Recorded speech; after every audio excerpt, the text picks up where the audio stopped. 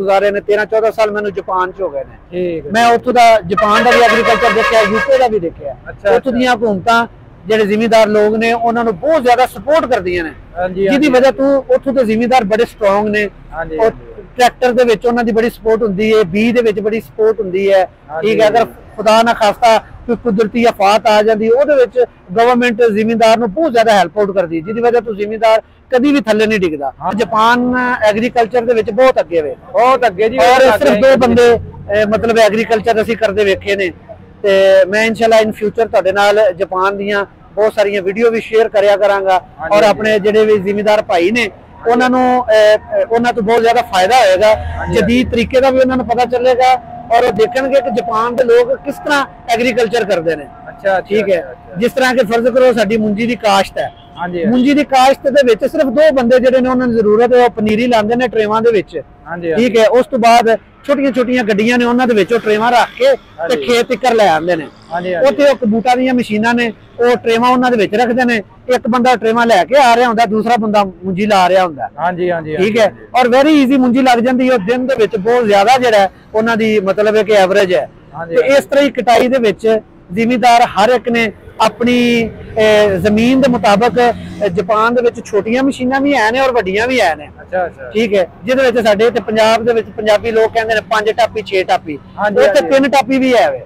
जिन्ना कुछ जिहदा जिमीदार है उन्ना को, अगर फर्ज करो जिहदा कोई 5 किले 10 किले इत्थे जिमीदार है, अगर वो 3 टापी भी मशीन आवे 4 टापी भी आवे, वो बहुत सस्ती मिलदी है उत्थे, जिहड़ी यूज्ड मशीन है। ते ओहदे नाल जमींदार अपनी कम अज कम जिहड़ी ओहदी जमीन है ओनू वो मतलब हार्वेस्टिंग कर सकता है। ओहदे नाल ओहदा इक ते कम जल्दी हो जाएगा, कनक दी बिजाई जल्दी हो जाएगी। वरना कि जिन्ने भी साडे दोस्त अहबाब ने जिमीदार ने वो फिर वेट करते रहंदे ने, कईयां विचारियां दी वैसे डिग पैंदी है। ओहदे नाल फिर इह वे कि मुंजी दा वजन भी घट जांदा है, जड़ां कमजोर हो जांदियां ने। इस वास्ते ज्यादा तो ज्यादा साडी हुकूमत नूं चाहीदा कि साडे जिहड़े जिमीदार भाई ने इन्हां नूं ज्यादा से ज्यादा साडी आवाम नूं, क्योंकि साडा एक एग्रीकल्चर कंट्री है और इस जमीन जिहड़ी धरती है पाकिस्तान है। मैं 25 साल तो बाहर हाँ, इंग्लैंड च भी मैं 12-13 साल जिंदगी तो गुजारे ने, 13-14 साल मैंने जापान च हो गए ने। मैं उत्थों दा जापान का भी एग्रीकल्चर देखा, यूके का भी देखा। उत्थों दीयां हुकूमतां जिहड़े जिमीदार लोग ने उन्हां नूं बहुत ज्यादा सपोर्ट करदियां ने, जिहदी वजह तो उत्थों दे जिमीदार बड़े स्ट्रोंग ने। और ट्रैक्टर दे विच उन्हां दी बड़ी सपोर्ट हुंदी है, बीज दे विच बड़ी सपोर्ट हुंदी है। ठीक है, अगर खुदा ना खास्ता कोई कुदरती आफत आ जाती है उहदे विच गवर्नमेंट जिमीदार नूं बहुत ज्यादा हेल्प आउट करदी है, जिहदी वजह तो जिमीदार कभी भी थल्ले नहीं डिगदा, हमेशा स्ट्रोंग रहिंदा। और इन्हां कंट्रियां दे विच जिमीदार बहुत ज्यादा स्ट्रोंग है। जदों भी तुसीं जाओ, उन्हां कोल heavy duty tractor, heavy duty machinery है और बहुत आला किस्म का एग्रीकल्चर है उन्हां दा। इन फ्यूचर मैं इंशाल्लाह तुहाडे नाल अपने भाई दे नाल चैनल ते मैं इंशाल्लाह वीडियो शेयर करया करांगा, यूके तो भी और जापान तो भी, या जिस कंट्री च भी मेरा चक्कर लगता है, अमेरिका कैनेडा, मैं उत्थे एग्रीकल्चर दी वीडियो तुहाडे नाल शेयर करांगा और दसांगा कि साडे एक ते भाइयां नूं जदीद तरीके दा पता चले। और जिन्ना ज्यादा मशीनरी दा यूज करनगे इंशाल्लाह अल्लाह दे हुक्म नाल उन्नी ज्यादा पैदावार ले सकते हैं, उन्ना ज्यादा फायदा है। इंसानी जान जिहड़ी है उन्नी ओहदी घट खपत होएगी। ते मशीन तो ही काम लेना चाहिए, ये काम ही मशीनी है। पुराने वक्त साडे पाकिस्तान दे विच ढग्गियां तो वाही कीती जांदी सी ते ज्यादा से ज्यादा 15-20 मन मर के जिहड़ा सी ओह निकलदा हुंदा सी रेट किले दा। हुण वेखो तुसीं 80 मन 90 मन तक लोग जिहड़े ने पैदावार लै रहे ने। ਇਹਦਾ ਕੀ ਹੈ ਮਸ਼ੀਨਰੀ ਪਾਕਿਸਤਾਨ ਲੋਕਾਂ ਕੋਲ ਆ ਵੀ 80-90 मन इंदी नहीं आंदी नहीं है ने 40 मार के 50।